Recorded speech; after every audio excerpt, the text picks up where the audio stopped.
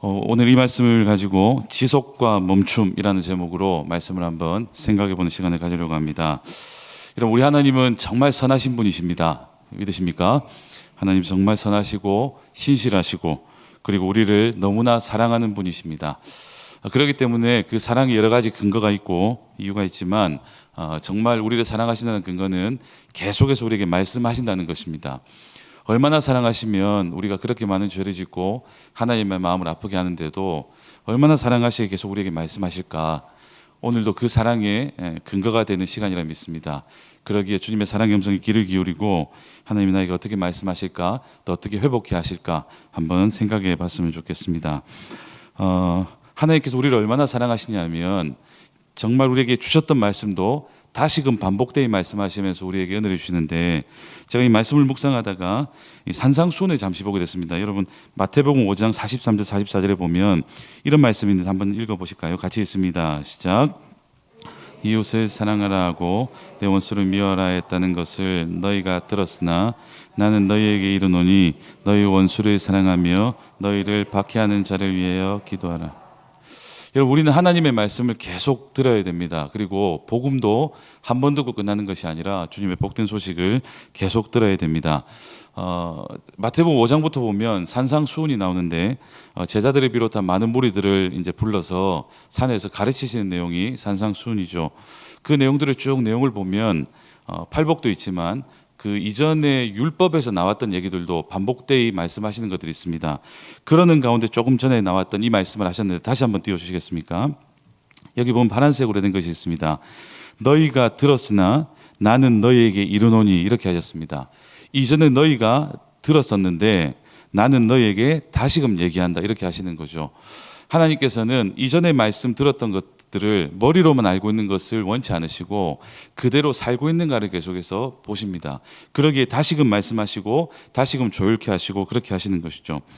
오늘 이 에베소서 말씀을 제가 묵상하고 준비를 하다가 참 하나님이 우리 교회를 사랑하신다고 느낀 것이 있는데, 그게 뭐냐면 오늘부터 우리 그 교회가 그 호세아서를 가지고 묵상을 시작을 하게 됩니다.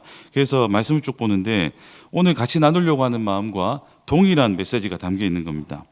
여러분도 이 호세아서가 오늘부터 2주 정도 이렇게 묵상 본문에 들어가거든요. 그래서 함께 우리가 묵상을 하고 그 안에서 주님의 은혜를 좀 나눴으면 좋겠는데, 이 호세아서는 구원이라는 뜻입니다. 하나님의 뜻을 버리고 우상 숭배를 하는 그 삶을 살았던 그 이스라엘을 구원코자 하신 하나님의 사랑, 그 사랑에 대한 고백이 이 호세아서죠. 근데 호세아서에 반복되이 나오는 단어가 있는데 그게 뭐냐면 돌아서다라는 겁니다. 계속 돌아서길 원하시는 하나님의 마음, 그것들이 있는 것이죠. 그래서 오늘도 이 구원에 대해서 생각해보고 구원받은 자들의 삶에 대해서 한번 돌아볼 텐데, 여러분, 아이들에게 구원이 뭐냐고 물어보면 이 천국 가는 것이요, 이렇게 얘기를 합니다. 여러분도 그렇게 대답하십니까? 이 구원받음이 뭘까요? 구원받음. 네네, 천국 가는 것입니다. 네. 그런데 천국 가는 건 맞습니다. 그런데 우리가 모든 생을 마감하고 죽고 나서 가는 것만 생각하면 어쩌면 하나님께서 우리에게 가르쳐 주시는 완전한 천국의 개념은 아니라고 생각을 합니다. 그 진정한 천국은 결국은 하나님과의 관계성의 얘기입니다. 하나님께서 우리를 너무나 사랑하셔가지고 이 땅에 창조를 하셨고, 근데 이 죄 때문에 하나님과의 관계가 단절되었었지 않습니까?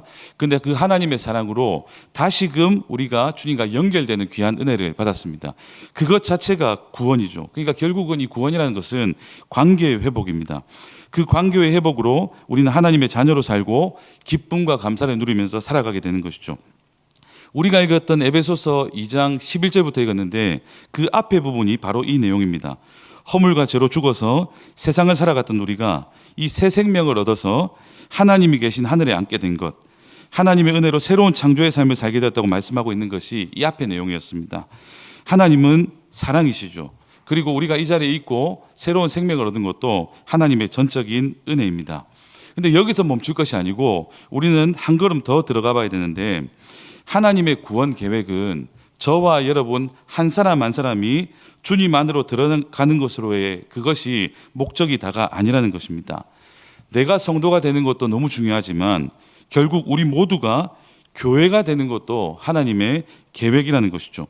수직적인 하나님과의 관계의 회복, 그리고 수평적인 공동체의 회복도 하나님께서 원하시는 계획이라는 것입니다. 거기에 대해서 오늘 본문에 말씀하고 있는 것이죠. 여러분, 우리의 삶에 있어서는 이 균형이라는 것이 너무나 중요합니다. 저는 참 호기심이 많습니다. 그래서 모르는 것이 있으면 꼭 알아야 되고 또 물어봐야 되고 찾아봐야 됩니다. 그리고 건강에 대해서 너무 관심이 많아가지고 여기저기 많이 물어보곤 합니다. 여러분, 이 물어보고 산다, 호기심이 많다는 것은 참 건강한 것이고 잘 살고 있다는 증거입니다. 여러분, 철학자 소크라테스가 그런 얘기를 했었습니다.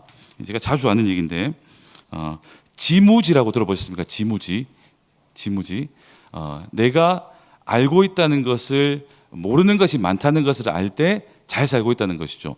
예를 들어 이런 것입니다. 요만큼 여러분이 알고 있는 지식입니다. 지입니다. 지. 그러면 이 밖에 있는 것이 무지죠. 무지. 그러면 지에서 무지를 딱 보게 되면 경계점이 있지 않습니까? 이 경계점을 철학으로 뭐라고 얘기할까요?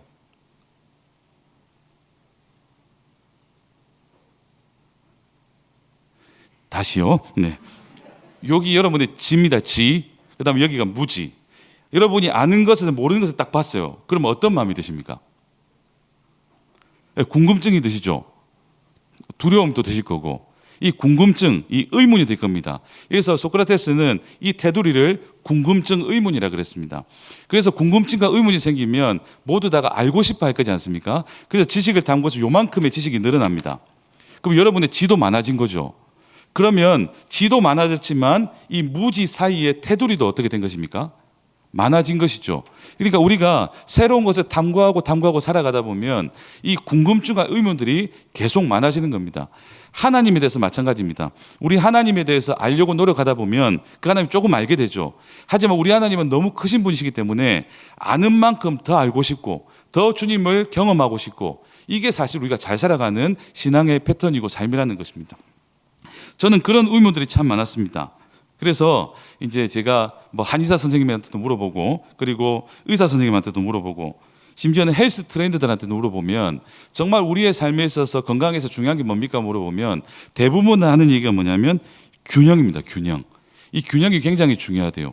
한쪽으로 치우치는 운동을 하면 안 되고 균형에 맞춰서 운동을 하거나 또 이렇게 음양의 조화를 이루고, 이런 것들이 굉장히 중요하다고 얘기를 하더라고요. 그래서 그런 훈련도 해봤습니다. 저는 오른손잡이거든요. 그래서 오른손으로 밥을 먹다가 균형을 이루어야 된다니까 왼손으로 밥을 먹는 연습도 해보고, 오른손으로 글을 쓰다가 균형을 맞춰야 된다 해가지고 왼손으로 글도 써보고, 오른손 글자도 못 알아보겠는데 왼손 글자는 더 못 알아보겠고, 뭐 어쨌든 이러면서 계속 균형을 맞추려 노력했습니다. 야구를 할 때도 야구도 참 좋아했는데 이렇게 타격에 서가지고 한 적도 있고, 왼쪽으로 서기도 하고, 또 균형 맞추기 위해서 오른발로 차기도 하고 왼발로 차기도 하고, 어쨌든 그런 균형을 맞추려고 많이 노력을 했었죠. 우리의 삶에 있어서도 이 균형이 너무나 중요합니다. 지속해야 될 것, 멈춰야 될 것, 이런 것들에 대한 균형이 참으로 중요한 것이죠. 여러분, 오늘 읽었던 본문의 21절, 22절 한번 보십시다. 자, 21절, 22절에 보면 제가 읽어보겠습니다. 21절, 22절입니다. 그의 안에서 건물마다 서로 연결하여 주 안에서 성전이 되어가고, 너희도 성령 안에서 하나님이 거하실 처소가 되기 위하여 그리스도 예수 안에서 함께 지어져 가느니라. 이 끝에 보면 어떤 단어들이 나오냐면 되어가고, 21절에는 되어가고, 그 다음에 22절에서는 지어져 가느니라 이렇게 되어 있습니다. 이 두 문장은 이제 완료형이 아니고 진행형입니다. 그러니까 나중에 말씀드리겠지만 이제 교회로서 계속해서 세워져 나가야 되는데 되어 가야 되고 지어져 가야 되고, 그러니까 멈추지 말고 계속 지속해서 나가야 된다는 것이죠. 우리가 교회로서 지속해서 나가야 되는 것이 있고 우리가 교회로서 멈춰야 되는 것도 있다고 합니다.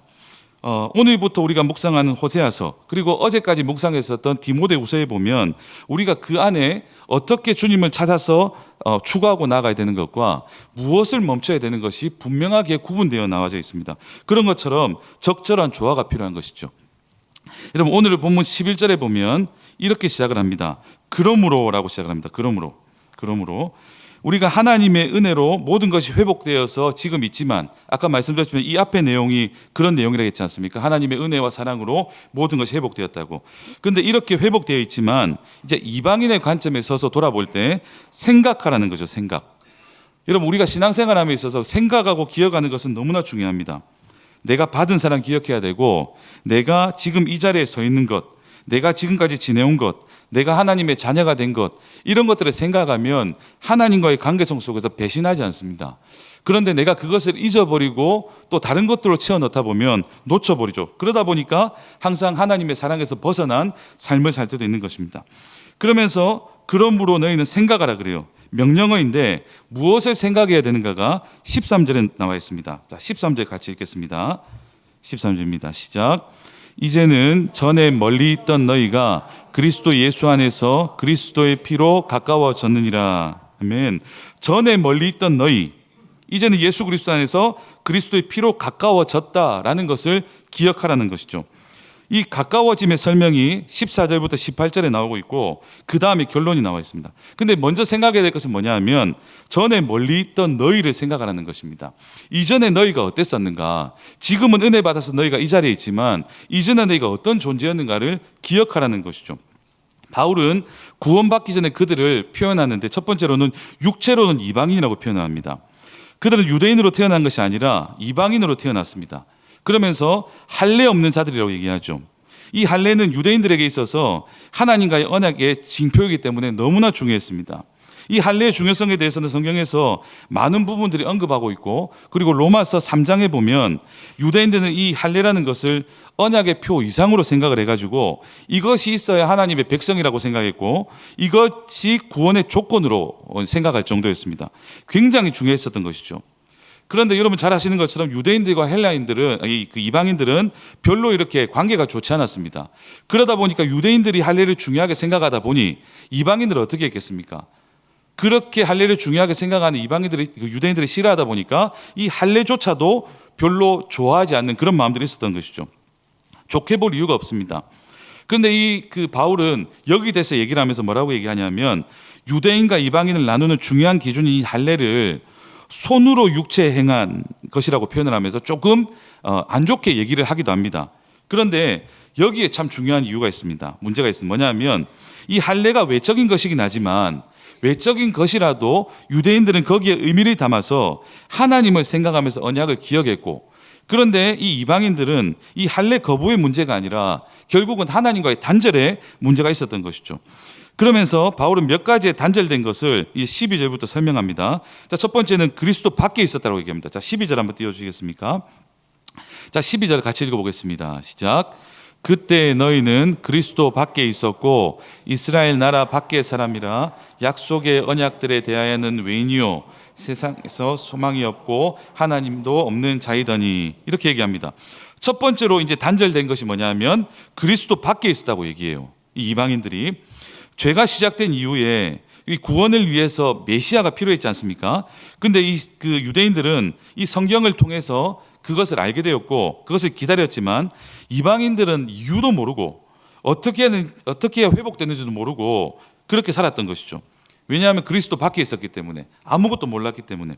그 다음에 또 단절된 것이 있었는데 이들은 이스라엘 나라 밖에 있었다고 얘기합니다. 다시 12절 띄워놔 주시면, 자 보시면 너희는 그리스도 밖에 있었고 그 다음에 이스라엘 나라 밖의 사람이라고 얘기를 하고 있습니다. 하나님께서 이스라엘을 택하셨지 않습니까? 그래가지고 은혜를 주시고 이끌어 가셨습니다. 네. 뭐 기적을 보여주기도 하시고 말씀을 해주기도 하시고 선지자를 통해서 주님의 분명한 메시지를 전해주기도 하시고, 그런데 이들은 이스라엘 그 사람들의 밖에 있었기 때문에 하나님을 알지 못하는 일들도 있었죠. 그리고 또 뭐라고 얘기하냐면 약속의 언약에 있어서 외인이었다고 합니다. 이 하나님은 약속의 하나님, 언약의 하나님이십니다. 그런데 그 언약을 맺은 백성은 언약이 있었기 때문에, 하나님의 분명한 약속이 있었기 때문에 기다릴 수가 있었어요. 그 약속을 믿고 분명히 그렇게 성취해 주실 거라는 마음이 있었기 때문에 그것을 기다리고 갔었죠. 그것이 이루어질 것을 믿었기에 희망으로 살아가고 있었습니다. 그런데 이방인들은 언약과 관계가 없었습니다. 그리고 계속해서 뒤에 세상에서 소망이 없었고 하나님도 없었다, 이렇게 얘기하고 있습니다. 이 내용들이 전에 멀리 있었던 이방인들의 상태였습니다. 사실 억울할 수도 있죠. 태어나 보니 이방인이었기 때문에. 그런데 저 여러분 너무나 잘 아시지만 이 하나님의 약속의 말씀은 이방인들에게만 주신 것이, 유대인들에게만 주신 것이 아니고 결국은 모든 곳에 하나님은 계시해 주셨고 모두 다가 하나님을 알만한 근거들이 사실 다 펼쳐져 있었습니다. 그렇기 때문에 모든 나라와 민족을 위한 말씀이었기 때문에 하나님을 믿으면 모든 관계 회복이 가능했었던 것이죠. 그런데 이 생각해 보면 이 말씀 자체가 이방인들만을 얘기한 것이 아닙니다. 결국은 생각해 보면 이 멀리 있던 너희들은 바로 우리들의 모습이기도 하다는 것이죠. 여러분 생각해 보십시오. 우리가 이 죄로 인해서 하나님과 멀리 떨어져 있었습니다. 하나님의 복에서도 우리는 멀어져 있었습니다. 그런데 그리스도 예수의 보혈로 이 모든 문제가 해결이 되었고 그리스도와 가까워졌다는 것이죠. 그런데 이 13절에서 다시금 보시면 13절 한번 띄워주시면요. 다시 한번 같이 읽어보겠습니다. 13절입니다. 시작. 이제는 전에 멀리 있던 너희가 그리스도 예수 안에서 그리스도의 피로 가까워졌느니라. 네, 이전에 멀리 있던 너희가 그리스도 예수의 그 피로 이제 그리스도 예수 안에서 가까워졌다고 하는데 이 안에서 그리스도의 피로 가까워졌다는 것이 무엇인지를 우리가 분명히 알아야 될 필요가 있는 것이죠. 여기 보시면 이제 그 그리스도 안에서 여기 보면 그 18절을 한번 보실까요? 18절. 자, 18절 같이 한번 읽어보겠습니다. 시작. 이는 그로 말미암아 우리들이 한 성령 안에서 아버지께 나아감을 얻게 하려 하심이라. 우리가 그리스도 예수의 보혈로 이제 회복이 되었어요. 그러고 나서 18절에 얘기가 뭐라 그러냐면 이는 그로 말미암아, 그죠? 그리스도 예수로 말미암아 우리 둘이 한 성령 안에서 아버지께 나아감을 얻게 하려 하심이라. 이 우리 둘은 누구를 표현하냐면 유대인과 이방인을 얘기하는 것입니다. 결국 그리스도 예수의 피로 말미암아서 회복이 되었는데 그 회복이 정말 주님과의 관계성도 회복된 것뿐만이 아니고 결국은 유대인과 이방인들이 함께 주님 앞으로 나아갈 수 있는 엄청난 은혜를 입게 되었다는 것이죠. 내가 하나님과 가까워진 것이기도 하지만 나 혼자만이 아니고 한 성령 안에서 둘이 함께 그렇게 되었다는 것입니다. 원래 유대인과 이방인은 가까워지기가 힘들었습니다. 그래서 구원받으면 감사하지만 그냥 따로따로 되면 편할 텐데 왜 굳이 이렇게 함께 돼야 되나 이런 생각을 할 수도 분명히 있을 것입니다. 그런데 베드로도 그랬어요. 베드로도. 여러분 베드로도 그 정말 예수를 경험하고 나서 그 고넬료의 집에 방문하라 하지 않습니까? 갔는데 고넬료와 친척들과 친구들이 모여 있어요. 그런데 사실 베드로의 마음은 어땠냐면 이 이방인들과 함께하는 것에 있어서 처음에 동의하지 않았습니다. 그런데 다시금 예수님께서 그 말씀을 허락하셨고 너는 고넬료의 집에 가라 했더니 그때 생각이 난 거죠. 분명히 내 마음속에서는 동의할 수 없는 이전에 무언가가 있었는데 다시금 하나님께서 예수님께서 말씀하시니 무언가 뜻이 있겠지라고 생각하고 거기서 간 것입니다. 유대인들과 이방인들은 마음에 불편함이 있었어요. 근데 하나님의 심정은 다른 것이죠. 14절 한번 보시겠습니다. 자, 14절 같이 있습니다. 시작. 그는 우리의 화평이신지라 둘로 하나를 만드사 원수된 것 곧 중간에 막힌 담을 자기 육체로 하시고. 예. 우리 주님은 화평이십니다. 화평. 죄로 인해서 유대인과 이방인들이 분열되어 있지 않습니까? 이 죄라는 것은 사실 분열입니다. 여러분 하나님의 방법은 하나 되게 하고 함께하는 것이고 뭐 그런 것이지만 이 죄라는 것은 철저하게 다 분열시켜 버립니다. 요즘 이 죄로 인해서 나눠진 세상을 보십시오. 지금 분열되고 아파하고 나눠진 것은 모두 죄 때문에 그렇습니다. 여러분 하나님의 사랑이 있다면 절대 분열되지 않아요. 자기가 살아서 그렇습니다. 내가 죽고 주님의 말씀으로 예수로 통일되어 모든 것들이 하나가 된다면 절대 분열이 없어요. 그렇기 때문에 주님을 믿는 우리들은 다 죽어야 됩니다. 다 죽어야 됩니다. 우리 옆에 분들에게 한 번 더 고백해 주십시다. 좀 죽으십시오. 자, 시작. 네. 정말입니다. 죽어야 되는데 내가 살아서 주님보다 앞서고 주님의 말씀보다 앞서고 그러다 보니까 모든 문제들이 생긴 것 아니겠습니까? 그런데 이 세상에 이런 세상에 주님께서 화평으로 오셨다는 것입니다. 저는 이 화평이라는 이름이 참 좋습니다. 화평 누구 아들 같은데 화평이라는 참 좋습니다. 네. 예수님 자체가 화평이시고 이 평화가 하나님의 마음이세요. 하나님의 마음.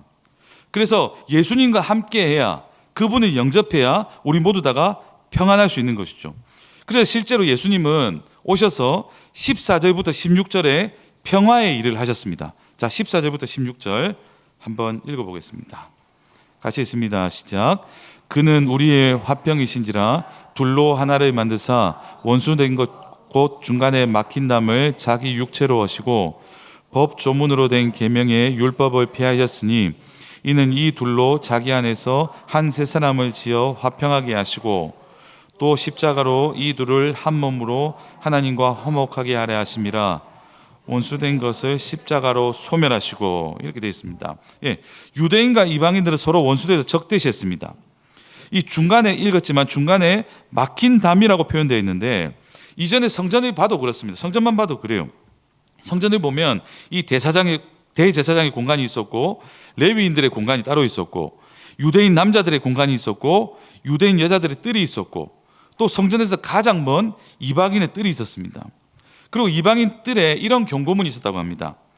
이방인은 이 담 내부와 성전 주위의 뜰로 들어올 수 없다. 들어가다가 발각되어 죽임당하면 그것은 본인의 책임이다. 이런 글도 적혀 있었다고 합니다. 그러니까 결국은 뭔가 예배할 수 있도록 공간들을 나눠놓은 것 같지만 이 모두 다가 분열이었고 모두 다가 막힌 담이었다는 것이죠. 그래서 이방인의 뜰은 이방인의 예배 공간이기보다는 분리와 배척의 공간이었다는 것입니다. 이런 취급을 이방인들이 받았습니다. 그러니까 유대인들과 이 이방인들은 유대인들을 보면서 함께 예배하고 싶었겠습니까? 이 중간에 막힌 담이 사람의 마음도 막아버렸던 것이죠. 그래서 사도행전을 보면 이 바울이 이방인들을 데리고 성전에 들어갔다는 소문이 났었습니다. 그래서 죽임을 당할 뻔도 했었던 내용도 있었습니다. 그런데 예수님께서 이 막힌 담을 허무셨다는 것이죠. 예수님께서 무슨 해마를 들고 가서 깨버렸다는 이 물리적인 담의 무너짐은 아니었지만 예수님 안에서 모든 것들이 허물어졌습니다. 말씀에서 보는 것처럼 모든 법조문을 폐하셨습니다. 구분코자 만들어진 법들이 사라졌습니다. 이방인들이 하나님께 나아가기 위해 유대인이 될 필요가 없어졌습니다. 15절에 보시면 이 15절에 보는 것처럼 한번 띄워주시면요. 15절에 보시면 이 둘로 자기 안에서 한 세 사람을 지어 화평하게 하셨다. 이렇게 되어 있어요. 한 세 사람.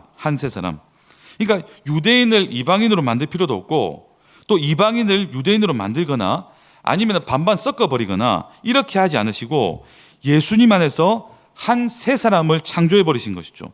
그러니까 완전히 새로운 창조를 해버린 것입니다. 그것이 뭐냐 하면 결국은 이 교회라는 것입니다. 교회. 이 교회가 바로 이 각자가 가지고 있는 속성을 가지고 정말 그리스도의 사랑 때문에 이 모습 그대로 그 특성을 가지고 모여있는 공동체, 이것이 바로 교회라는 것이죠. 자, 16절도 읽어보겠습니다. 16절 같이 읽습니다. 시작. 또 십자가로 이 둘을 한 몸으로 하나님과 화목하게 하려 하심이라. 원수된 것을 십자가로 소멸하시고.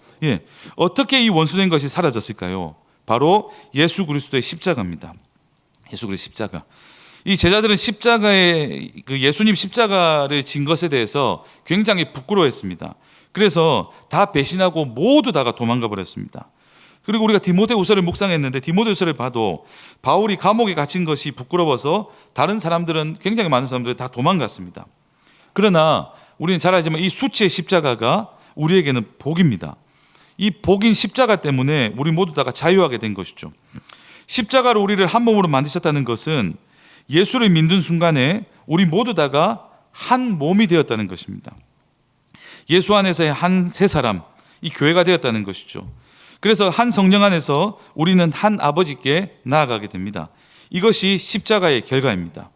그러기에 구원은 나만 구원받고 끝나는 것이 아니라 결국 이것을 통해서 교회가 되는 것이 필수라는 것이죠. 필수. 여러분 구원받으셨습니까? 그렇다면 우리 모두 다는 교회가 되어야 됩니다. 교회. 19절 읽어보겠습니다. 19절 같이 읽습니다. 시작. 그러므로 이제부터 너희는 외인도 아니요 나그네도 아니요 오직 성도들과 동일한 시민이요 하나님의 권속이라. 아멘. 멀리 있었던 우리들이었지만 이제는 우리는 그렇지 않습니다. 정말 이 공동체에 들어와서 서로 동일하게 지내고 하는 것이 개개인적으로 어색할지 몰라도 그렇지 않다는 것이죠. 우리 모두 다는 차이와 구분이 없습니다. 모두 다가 동일한 하나님의 시민이고 가족이라는 것이죠. 누가 더 특별하고 누가 더 잘났고 누가 더 박수받고 누가 더 사랑받고 그렇지 않다는 것입니다. 여러분 교회들을 보면 교회들의 모습은 다 다양합니다. 우리 교회 같은 부산중앙교회 같은 교회도 있고 어떤 교회는 특수한 사역을 하는 교회도 있고, 제가 아는 어떤 교회는 문제아들만 모이는 교회도 있고, 저도 교도소에도 몇 번 들어갔지만 이상하게 들어간 건 아닙니다. 교도소 사역하러 들어가 보면 전부 다 죄를 지어서 들어온 사람들이 교회로 모여있기도 합니다. 유대인들과 같은 교회, 유대인들이 많은 교회, 이방인들이 많은 교회, 교회들은 각각 모양들이 다 달라요. 하지만 모두가 동일한 시민이고, 모두가 동일한 가족이고, 모두가 그렇습니다. 그렇기 때문에 우리 모두 다는 사랑하고 서로를 인정해주고 함께 가야 되는 것이죠. 그리고 이것을 바울은 이제 건물로서 조금 더 이제 표현해주고 있는데, 뒤에 보면 그렇게 건물로서 표현합니다. 예수의 가르침 위에 교회의 털을 놓게 됩니다. 그리고 그 모퉁이 돌은 예수님이시죠. 예수님. 그러니까 모든 교회는 이제 주님께서 다 회복시켜 주셨고 교회가 되어 가야 되는데, 각자 생각들이 있고 각자 마음들이 있고, 나는 유대인인데 이렇게 했으면 좋겠고, 나는 이방인인데 이렇게 했으면 좋겠고, 여러 가지 생각들이 있겠지만 다 내려놓고 예수님을 기준으로 교회는 세워져 나가야 된다는 것이죠. 절대 내가 기준이 되면 안 됩니다. 만약 제가 기준이 된다면 모든 예배는 간식이 있어야 됩니다. 예배 마칠 때마다 먹어야 되고, 예배 마칠 때마다 뭐 이렇게 교제를 이게 있어야 돼요. 그래 되면 안 되잖아요. 이게 결국은 내 생각 내 방법대로 교회가 되면 되는 것이 아니고, 우리 모두의 기준은 다른 것 없습니다. 오직 예수 그리스도. 말씀이 그렇다면 그런 것이죠. 오직 예수 그리스도. 이 건물 안에는 유대인도 있고 이방인도 있고 여러 모습의 사람들이 있습니다. 그 사람들을 쭉 둘러보면 재능도 다르고 은사도 다르고 생각도 달라요. 사실 이런 것들 때문에 어떻게 보면 다툼도 있고 어떻게 보면 갈등이 있을 수도 있습니다. 그런데 그런 거 아십니까? 갈등이 있고 다툼이 있고 힘듦이 있고 뭔가 마음이 불편하다 해서 와 이거 안 될 것 같은데 생각이 들지 몰라도, 예수를 모퉁이 돌로 삼고 예수님께서 우리 교회 가운데 딱 계시면 절대 교회는 무너지지 않습니다. 그 다툼, 그 갈등, 그런 것들로 교회를 무너뜨릴 수 없습니다. 이 모든 분열은 이 화평 자체이신 예수님께서 오심으로 인해서 그리스도로 다 무너졌어요. 모든 막힌 담들은 다 해결돼 버렸습니다. 더 이상의 분열은 없고 더 이상의 막힌 것은 없어요. 무엇 때문에요? 예수 때문에. 예수만 있으면 된다는 것입니다. 그런데 그 예수가 계신 다음에 우리가 다름이 있다면 이 다름과 차이는 예수 그리스도 때문에 엄청난 장점이 되어서 굉장히 다양하고 아름다운 교회가 될 수 있습니다. 이 교회가 획일화되어서 하나의 모습으로 간다면 얼마나 지루하겠습니까? 그런데 이 교회는 각자의 개성을 하나님께 주셨고, 예수님을 머리 삼아 함께 각자의 개성으로 아름답게 조화를 이루어가는 교회가 된다면 정말 행복하고 아름답고 멋진 공동체로서 세워져 나갈 수 있는 것이죠. 그렇기 때문에 우리는 그것을 기억하고 서로 사랑해야 됩니다. 그리고 우리가 해야 되는 것이 있는데, 그것은 뭐냐 하면 우리가 아까 읽었던 21절 22절처럼 되어가고 지어져 가야 됩니다. 진행이 돼야 됩니다. 멈추면 안 됩니다. 뭔가 내 생각이 안 맞고 내 생각이 불편하고 이것은 이렇게 하면 안 되는데 저건 저렇게 하면 안 되는데, 그래서 나중에 때를 기다리고 이렇게 되면 회복해야지 라는 생각을 하면서 주저앉아 있으면 모든 것이 무너지게 됩니다. 우리는 힘들고 어려울지라도 주님의 말씀이 그러하다 하면 되어가고 지어져 가야 되는 것이죠. 생각이 틀리다고, 생각이 다르다고 그러면 안 되고 함께 지어져 가고 걸어가야 되고 함께 가야 되는 것입니다. 지난번에 한번 했던 얘기로 말씀을 마무리하려고 합니다. 전 세계에 발견된 암의 종류는 150가지가 됩니다. 정말 많이 발견되었죠. 그런데 4명 중에 1명꼴로 사람들은 암에 걸리고 있다고 합니다. 정말 많이 걸립니다. 그런데 그렇게 많이 걸리는 암 중에 심장암이라고 하는 암은 잘 걸리지도 않고 잘 발견되지도 않고, 그 걸리는 그 비율이 10만 명 중에 1명꼴로 걸린다고 합니다. 굉장히 희귀암이죠. 근데 뭐 때문에 안 걸린다고 말씀드렸습니까? 계속 뛰고 있기 때문에 그렇습니다. 계속 뛰고 있기 때문에. 그러니까 심장이 튼튼한 사람은 이 심장암이 걸릴 수가 없어요. 계속 뭔가 들어오려고 하면 이게 심장의 띵으로 인해서 다 떨쳐내버리기 때문에. 근데 심장이 약하고 심장의 기능이 약한 사람은 암에 걸린 사람도 있다고 합니다. 그러니 결국은 우리가 건강하고 이게 무너지지 않으려면 계속 움직여야 돼요. 계속해서 지어져 가야 됩니다. 계속해서 되어져 가야 됩니다. 말씀 계속 보셔야 됩니다. 안 봐줘도 보셔야 됩니다. 봤던 말씀이라도 또 보셔야 됩니다. 예수님이 다기 때문에, 예수님밖에 없기 때문에 오직 이것만이 진리고 이것만이 답이기 때문에 잘 안 된다고 멈춰서 다른 방법을 찾는 것이 아니고 주저앉는 것이 아니라 계속해서 하셔야 됩니다. 치열하게 하셔야 됩니다. 힘들어도 말씀 보셔야 됩니다. 계속 묵상하셔야 됩니다. 여러분 이제 올해가 얼마 안 남았습니다. 한 40일 정도 남았네요. 40일. 여러분 40일 금방 가지 않습니까? 여러분 이 40일을 어떻게 보내시겠습니까? 가피풀이라는 사이트 들어가 보면 여러 가지 프로그램들이 있는데 40일 만에 성경 1도 갈 수 있는 프로그램도 있습니다. 그러니 내가 살기 위해서라도 주님이 말씀이시라면 주님과 더 가까이 있기 위한 발버둥이 우리에게 필요한 것이죠. 여러분 우리에게 주님께서 이 명령을 하셨습니다. 지어져 가야 된다. 되어져 가야 된다. 멈추면 안 된다. 네 생각 다르다고 계속해서 그렇게 가면 안 된다. 계속해서 움직여야 된다.